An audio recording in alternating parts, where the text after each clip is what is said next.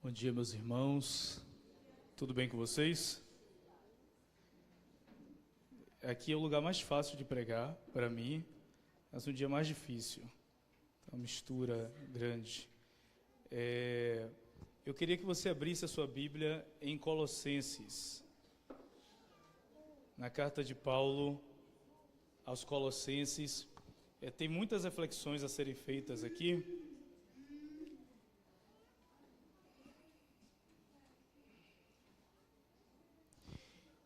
E a carta aos Colossenses é uma carta muito boa para algumas reflexões.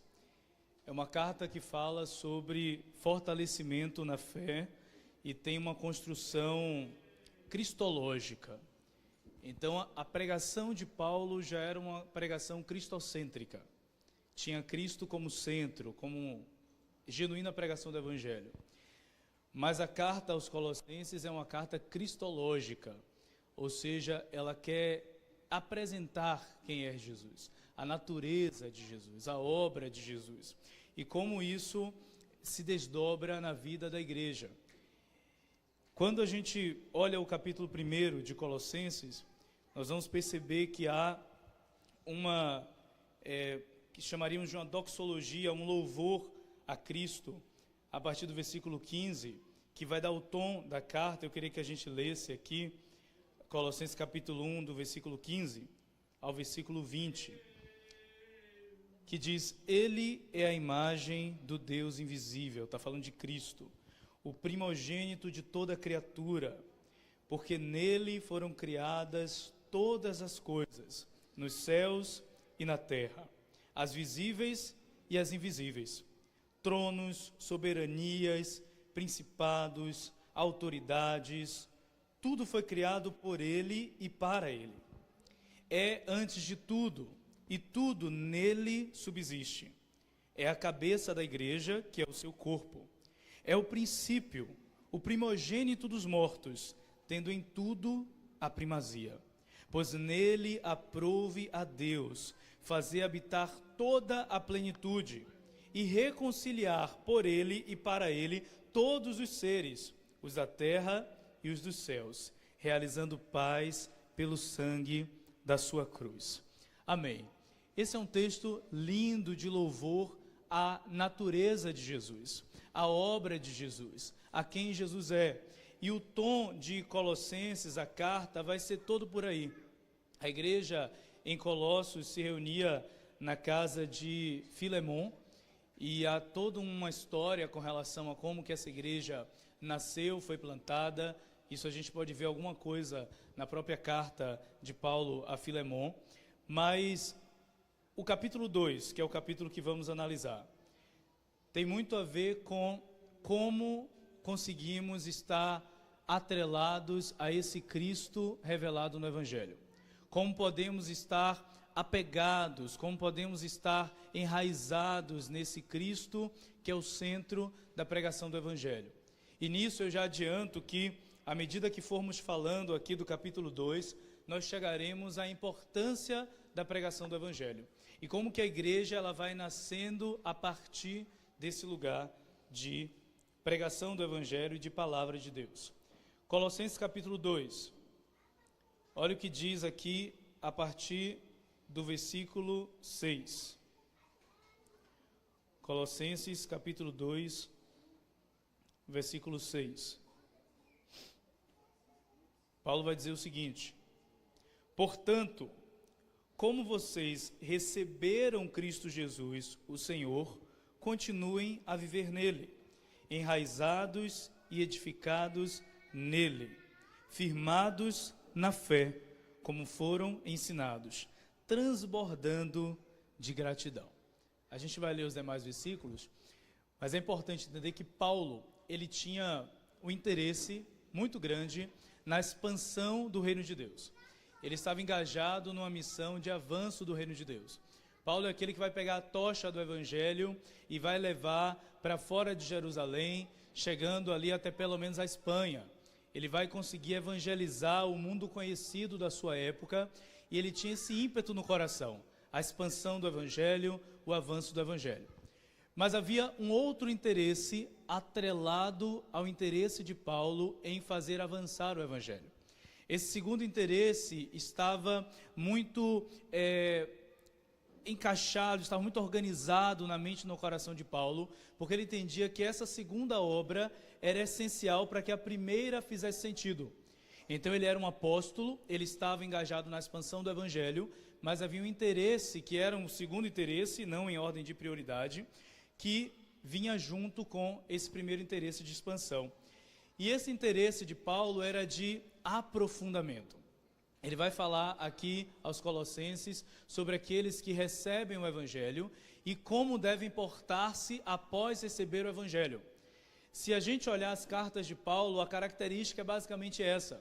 Ele vai começar com uma construção teológica, falando sobre o que é a igreja, quem é Cristo, falando sobre a salvação, e depois ele vai falar do desdobramento dessa teologia na vida prática da igreja. E nisso ele sempre vai remeter os crentes a pensarem em como eles estavam antes de serem alcançados por Cristo, como foram alcançados por Cristo e então o que devem fazer a partir daí. Então, o processo, a cabeça de Paulo é sistemática. Ele vai criando um processo que tem a ver com a nossa vida no Evangelho. Por isso é importante entender esse esquema que Paulo está elaborando. Primeira coisa que ele diz é: vocês receberam Cristo. É o primeiro ponto. Ele está falando para cristãos. Ele está falando para pessoas que receberam algo da parte de Deus. E aí já é importante pontuar isso aqui. Paulo está evidenciando na sua maneira de falar que nós fomos alvos da graça de Deus. Quando ele fala, vocês receberam Cristo, ele está falando de um presente, de um dom divino que nos foi dado. Ele não está falando, vocês conquistaram Cristo. Ele não está falando, vocês aceitaram Cristo, ainda que no processo de receber exista uma parte do aceitar. Ele não está falando, vocês foram atrás de Cristo ou encontraram Cristo. Ele está dizendo aqui, vocês foram encontrados por Ele. Vocês receberam a Cristo. Foi uma graça que nos alcançou no meio do caminho. Foi uma luz que nos iluminou no meio das trevas. Foi uma vida que nos encontrou estando nós sepultados em pecados e em delitos. Então tem a ver com uma graça que nós não fizemos coisa alguma para recebê-la. Tem a ver com o dom de Deus dado gratuitamente, com o preço que Ele pagou, Cristo. E cada palavra que Paulo está usando vai remetendo à obra de Jesus. Quando nós falamos encontramos Jesus, tem a ver com a ação nossa. Quando a gente diz fomos encontrados por Jesus, tem a ver com a ação de Jesus. Vocês receberam Cristo Jesus. É um presente. É algo muito além do que merecíamos. É algo muito além do que poderíamos imaginar. É isso que diz a Bíblia quando fala que aquilo que nem olho viu, nem ouvido ouviu, nem jamais a mente humana conseguiu pensar. Isso que Deus nos revelou pelo seu Espírito. Isso que Deus preparou para nós e tem a ver com a salvação em Cristo Jesus. Então, algo foi iniciado dentro de nós. Portanto, como vocês receberam Cristo Jesus, o Senhor. O que ele está dizendo é... Por isso, Paulo, aqui no seu esquema, ele vai dizer a respeito de algo que inicia e algo que continua. Ele vai dizer, olha, vocês receberam, iniciou, Cristo Jesus o Senhor, continuem a viver nele.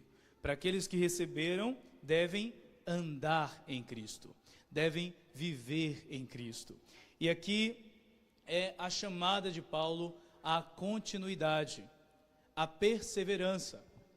E é interessante porque talvez o ato do recebimento, quando recebemos a Cristo, esse ato tenha sido extraordinário.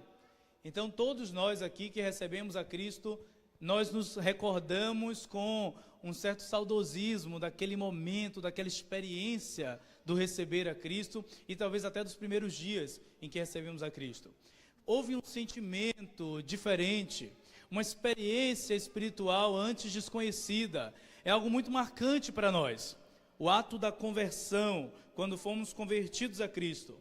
Mas quando isso se torna não o receber, mas o andar, o viver, as nossas responsabilidades vão aumentando. Então, se receber foi um ato da graça, andar é um ato da responsabilidade humana. Nós precisamos viver em Cristo.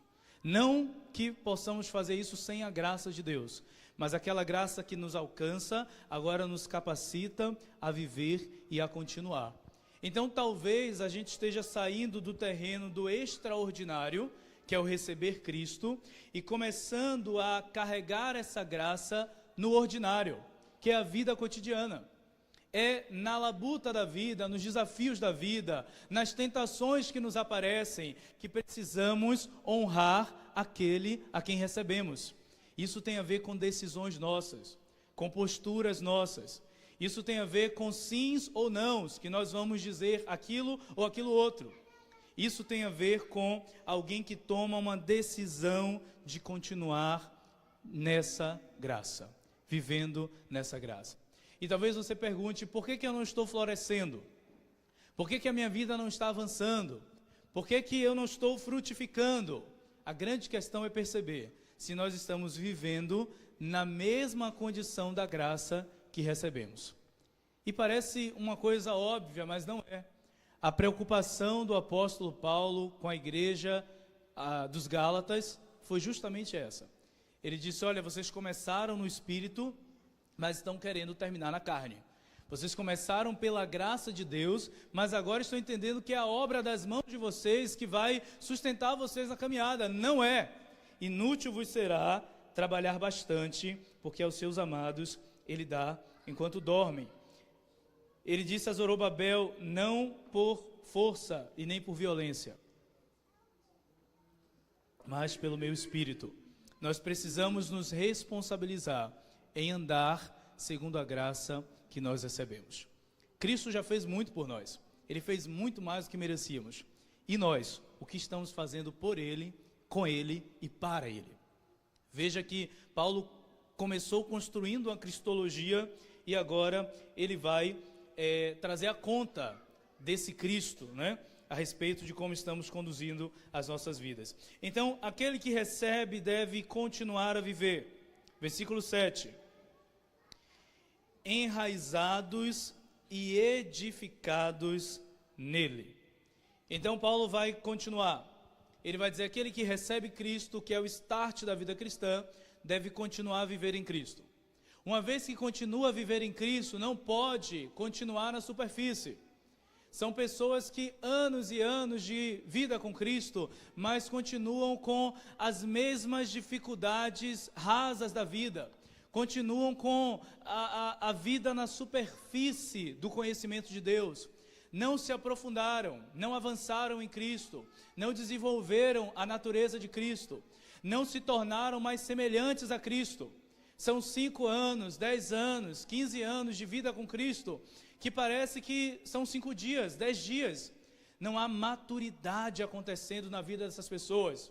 Ora, o que está acontecendo? Certamente você pode ter recebido a Cristo, continuar em Cristo, mas você precisa se enraizar em Cristo. Cristo é solo fértil para criarmos raízes. E para criar raiz você precisa prestar atenção, você precisa continuar, você precisa perseverar para que isso vá crescendo para baixo. Tem a ver com uma trajetória de humilhar-se, tem a ver com a trajetória de segredos de Deus, do secreto de Deus, esse lugar onde o relacionamento vai acontecendo. Receber a Cristo não é receber um presente qualquer, é receber Deus dentro de si. E andar com Cristo, portanto, é um relacionamento. Não tem a ver com uma carreira, tem a ver com um processo de relação de pai e filho, pai e filha. Portanto, Cristo é um lugar para estar enraizado. Ninguém vai crescer em Cristo e ninguém vai conseguir continuar muito tempo em Cristo se não enraizar em Cristo. E por que tem que enraizar?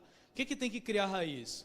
Porque certamente virão adversidades que tentarão nos desarraigar, nos arrancar desse lugar.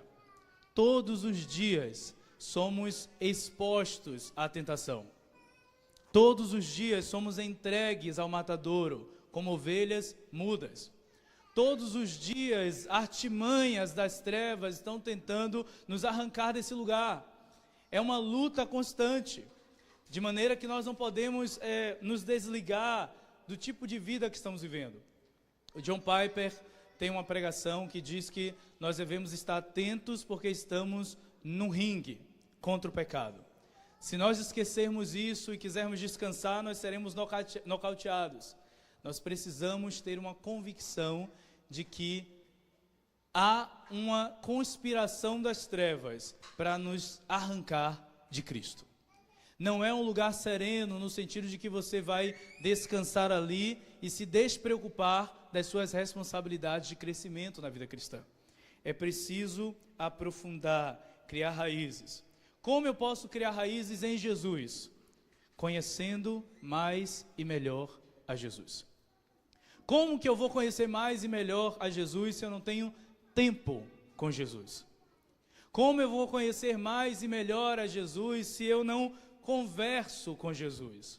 Se eu não vou aqui à sua lei procurar entender as suas palavras para a minha vida? São questões práticas. Nós precisamos dar manutenção ao nosso relacionamento com Deus. Veja, nós damos manutenção ao nosso carro, nós damos manutenção à nossa saúde, nós damos manutenção à nossa casa. E o que temos feito com a nossa vida com Cristo? Se a gente deixar a coisa acontecer, o que vai acontecer é contrário à vontade de Cristo. Nós precisamos tomar as rédeas do enraizamento em Cristo, aprofundar-se em Cristo. E só quem se aprofunda em Cristo, vai dizer aqui a Escritura, no versículo 7, pode ser edificado nele, construído nele. Quando a gente fala de enraizamento, a gente fala de coisas que estão submersas. A gente fala de coisas não visíveis, mas importantes e reais. Mas quando nós falamos de edificados em Cristo, nós estamos começando a tratar daquilo que é aparente, daquilo que é construído para cima, não mais a raiz que vai para baixo. Então, se alguém está dedicado na sua vida com Cristo, tendo recebido a Cristo, a enraizar-se em Cristo, este alguém vai ser construído em Cristo. E veja, a obra de Jesus, a intenção de Jesus é que sejamos edificados nele. Essa é uma palavra que a gente usa muito, edificação, aquilo que me edifica, aquilo que não me edifica, como eu estou edificando o outro. Cristo está edificando a sua igreja, mas só é edificada uma igreja que está enraizada, e só está enraizada uma igreja que vive e anda em Cristo, e só vive e anda em Cristo quem recebeu a Cristo. Então é olhando para o que Cristo já fez na nossa história, que vamos conseguindo avançar naquilo que Cristo deseja realizar em nós e através de nós. Então, enraizados tem a ver com estar firmados em Deus, para que sejamos construídos em Deus. E Paulo continua no versículo 7. Ele diz: enraizados e edificados nele, firmados na fé, como foram ensinados, transbordando de gratidão. Esse é o último ponto do processo de Paulo. Receber para andar a ponto de enraizar, e estando enraizados, sermos construídos. Uma vez construídos, devemos nos fortalecer. Queria que você pensasse aqui numa imagem. Imagina que num ambiente todo preparado, um terreno preparado para uma construção, nada há ali, mas se decide construir uma casa ou um castelo no meio. Essa é a primeira construção. Contudo, essa construção está vulnerável. Se você olhar para qualquer castelo ou para qualquer casa construída, existe algo ao redor dessa construção. Se você pensar em castelos, você vai pensar em fortalezas. Algo que está construído para proteger o que foi construído ao centro. Então, uma fortaleza é construída para proteger a construção primária. E Paulo vai dizer, quando vocês são edificados em Cristo, devem estar fortalecidos na fé em Cristo. À medida que você vai sendo construído em Cristo, você precisa criar fortalezas para essa construção. O que é interessante é que Paulo diz, firmados na fé, como foram ensinados. A fé vem pelo ouvir. E ouvir o quê? A palavra de Deus. Então essa é a resposta para a nossa crise de fé, para a nossa pouca fé. Constantemente nós estamos em crise porque não cremos. Deus está falando, mas nós não conseguimos crer. Assim como o povo de Israel fracassou em crer no Antigo Testamento, os discípulos fracassaram em crer no Novo Testamento, constantemente nós estamos fracassando em crer. E aí a gente fica orando para pedir fé a Deus, mas a Bíblia não diz que tendo falta de fé, devemos orar para Deus nos dar fé. A Bíblia diz que tendo falta de sabedoria, devemos orar para Deus nos dar sabedoria. Mas com relação à fé, a Bíblia diz que a fé não vem porque eu orei pedindo fé. A fé vem pelo ouvir. Eu preciso estar ouvindo para ter fé. Eu preciso me certificar que meus ouvidos estão abertos, desobstruídos. A fé não vem por osmose. É um ouvir com atenção, é uma escuta ativa. A fé tem a ver com o que eu estou ouvindo. Isso é importantíssimo, porque se nós estamos em dúvida ou em incredulidade, estamos ouvindo o que não deveríamos ouvir. E os discursos que falam sobre o nosso potencial, a nossa capacidade, a nossa competência, não produzem fé, produzem engano. No final, continuamos fracassando em crer. A fé não é poderosa, a fé não é uma substância de poder, a fé tem que ser aplicada nele. Quando nós cremos em Cristo, aí então nós saímos de um lugar de dúvida de fato e começamos a andar segundo a graça de Deus. Então ele vai dizer, a fé vem pelo ouvir, é preciso desobstruir os ouvidos e ouvir a palavra de Deus. Não vai adiantar nós termos recebido a Cristo, vivermos em Cristo, enraizarmos em Cristo, começarmos a sermos construídos em Cristo, se nós não cuidarmos daquilo que estamos ouvindo. Nós precisamos ouvir a palavra de Deus. Nós precisamos nos debruçar sobre a palavra de Deus, firmados na fé, fortalecidos. É muito terrível quando você vê uma implosão. É um negócio apoteótico, né? Geralmente você tem que cercar a área, você tem que afastar as pessoas, porque é muita poeira, é muito destroço, é uma barulheira. Se nós não quisermos implodir na nossa vida cristã, nós precisamos cuidar daquilo que estamos ouvindo. E aí Paulo encerra, dizendo, uma vez firmados na fé, fortalecidos, vocês irão transbordar. E novamente, ele diz do que vai transbordar. Ele não está falando transbordar de dinheiro, ele não está falando transbordar de qualquer outra coisa, senão transbordar de... O que é que está escrito no 7? Gratidão. Olha como o final remete ao começo. Nós recebemos pela graça e transbordamos de gratidão. Então fecha o ciclo do que Paulo está construindo. Uma graça que nos alcança no final do processo é a graça que nós devolvemos ao nosso Deus em ações de graças, em gratidão.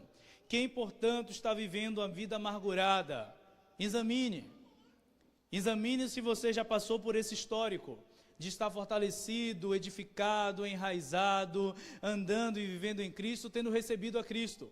Pense de fato, porque aquele que está passando por esse processo está sendo cheio de ações de graças,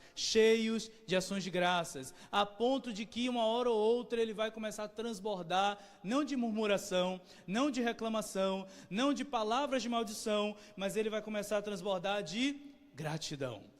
E essa gratidão não é gratidão de final de ano, é uma gratidão de todos os dias da semana, porque nós já sabemos o que nos ocorreu, e nós sabíamos o que estava previsto para nós, se a graça de Cristo não tivesse nos alcançado. Portanto, nele, compromissados com ele, comprometidos com ele, nós podemos fechar esse ciclo de graça, tendo recebido a graça, agora devolvendo gratidão. Tendo sido agraciados, agora nos tornando gratos. Olha a trajetória do povo de Israel.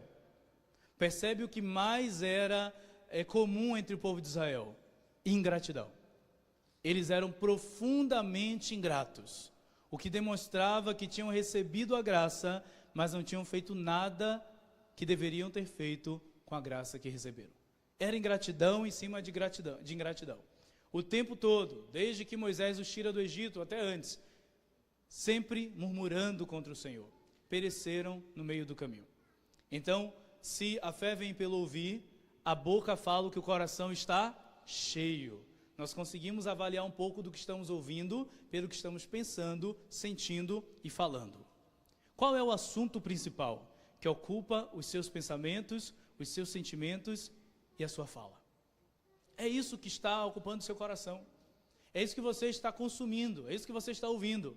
Pessoas que se expõem à palavra de Deus têm a mente cheia da palavra de Deus e podem pensar no que é do alto, no que é louvável, no que é nobre. Pessoas que estão ouvindo a palavra de Deus têm os sentimentos regulados e organizados pela palavra de Deus, de maneira que a vontade de Deus vai se assenhorando do coração dessa pessoa. E pessoas que estão ouvindo a palavra de Deus, elas têm uma linguagem que reflete a vontade e o coração de Deus. Nós precisamos nos atentar a isso. Se nós quisermos fazer resoluções de final de ano, esta é uma boa resolução. Receber, andar, enraizar, edificar, fortalecer para transbordar. Essa pode ser uma meta para 2025. E você pode começar do começo, olha que coisa boa. Você pode começar de ter recebido, porque não foi você que fez, foi Cristo que fez por nós. Começa do início, aí começa a andar, e aí você vai ver que as coisas, se você se comprometer, elas vão acontecendo. Para finalizar, o versículo 8.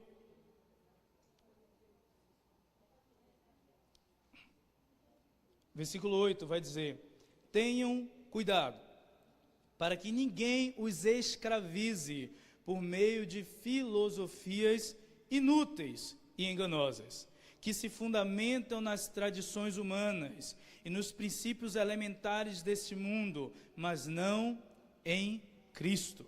Pois toda a plenitude da divindade habita corporalmente em Cristo, e vocês estão plenos nele, que é a cabeça de todo poder e autoridade.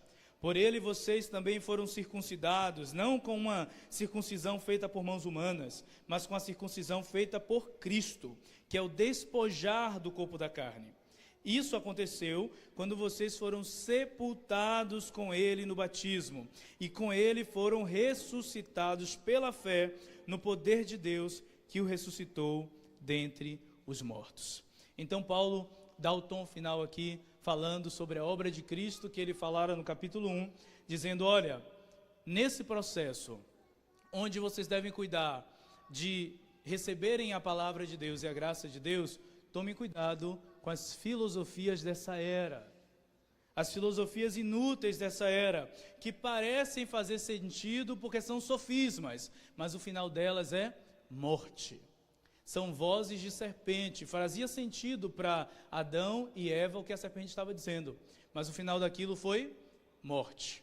Então, há de se tomar cuidado com as filosofias inúteis, as ideologias dessa era, os discursos dessa era, que são fundamentados em tradições, o que é passado de pai para filho, e fundamentados em coisas deste mundo, coisas elementares e princípios deste mundo. Vocês estão mortos para tudo isso. Vocês foram sepultados em tudo isso.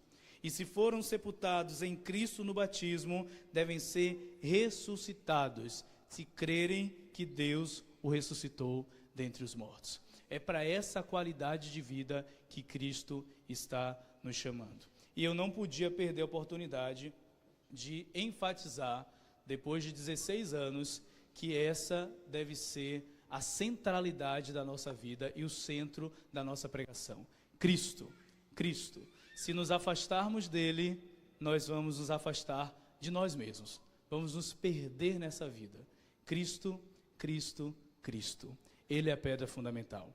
Agora a pergunta que deve sair no nosso coração, devemos sair com ela no nosso coração, é: o que estamos fazendo com aquilo que recebemos? Tão grandiosa graça que recebemos. O que estamos fazendo? Como estamos vivendo? É bom esperar coisas, mas é bom também entender, enquanto espera, que nós já recebemos coisas. É bom andar na graça recebida, enquanto aguardamos o dia final. Amém? Eu queria orar com vocês, você pode ficar sentado mesmo.